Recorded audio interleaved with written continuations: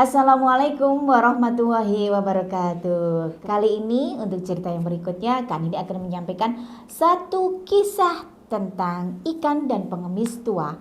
Masih Kak Nini ambil dari bukunya Muhammad Said Mursi dan Qasim Abdullah dengan judul 100 Kisah Orang Hebat Teladan untuk Anak yang ditulis ulang oleh Raitri.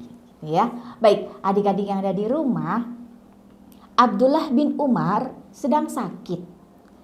Dia nafsu makannya sedang turun. Namun suatu hari ia ingin sekali makan ikan.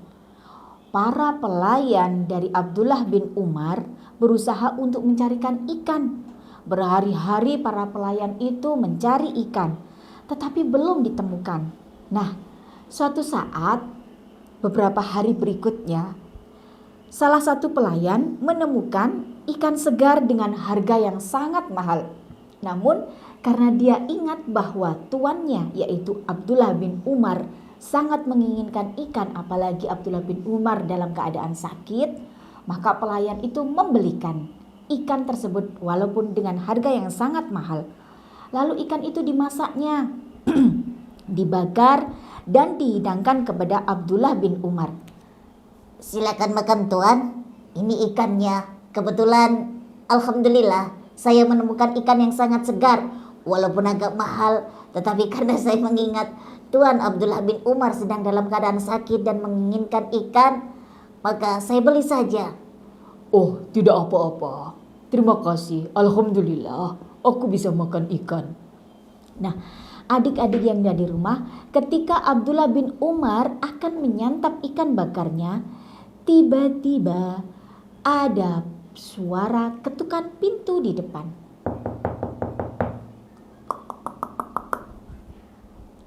Permisi.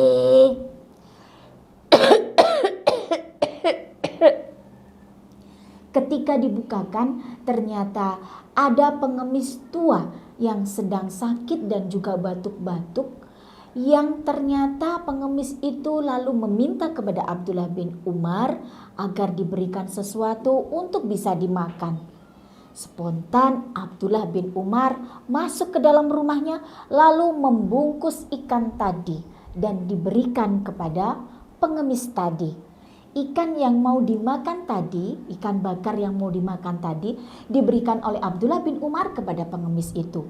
Pelayan tadi melihat, Oh, wahai tuan, kenapa ikan yang kau inginkan malah kau berikan kepada pengemis tua itu? Ah, sudahlah. Dia lebih membutuhkan daripada aku. Abdullah bin Umar langsung masuk ke dalam rumah. Sementara itu, di saat pengemis tadi baru saja akan beranjak untuk pergi meninggalkan rumah Abdullah bin Umar, lalu pelayan tadi memanggil pengemis tadi. Pak tua, mohon maaf. Bolehkah saya menukarkan ikan yang sudah kau pegang itu yang sudah diberikan oleh tuan saya dengan uang ini? Aku akan memberikan uang ini sehingga kamu bisa membeli makanan selain ikan ini untuk keperluanmu, dan kembalikanlah ikan itu untuk tuanku karena tuanku sedang sakit juga dan dia menginginkan ikan bakar ini. Baiklah, terima kasih.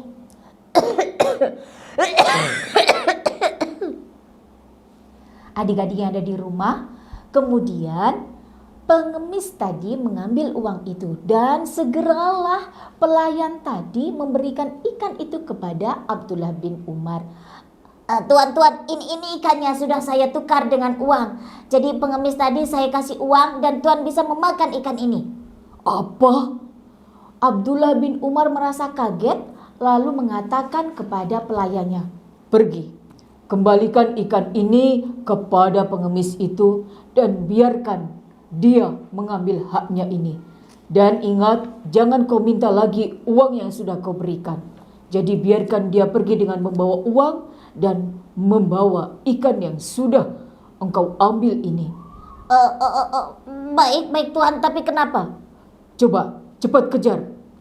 Akhirnya pelayan tadi mengejar pengemis tadi lalu memberikan kembali ikan bakar yang sudah diambilnya lagi. Dan pengemis itu tentu saja merasa senang dan bahagia. Walaupun dia berusaha untuk mengembalikan uangnya, tapi oleh pelayan disuruh mengambilnya. Sehingga pengemis tadi pergilah. Kemudian barulah pelayan tadi berkata kepada Abdullah bin Umar dan bertanya kepada Abdullah bin Umar. Abdullah bin Umar lalu mengatakan kepada pelayan tadi, Wahai pelayan, aku ingat apa yang dikatakan oleh Rasulullah. Barang siapa menginginkan sesuatu yang halal, lalu ia menekan keinginannya dan lebih mengutamakan orang lain, maka Allah akan mengampuni dosa-dosanya. Dan aku ingin dosa-dosaku diampuni oleh Allah. Nah, adik-adik yang ada di rumah, sejak saat itu sang pelayan merasa memahami apa yang disampaikan oleh Abdullah bin Umar. Dan sejak saat itu pula dia belajar untuk berbagi apapun yang diinginkannya, sehingga dia menjadi orang yang lebih baik lagi.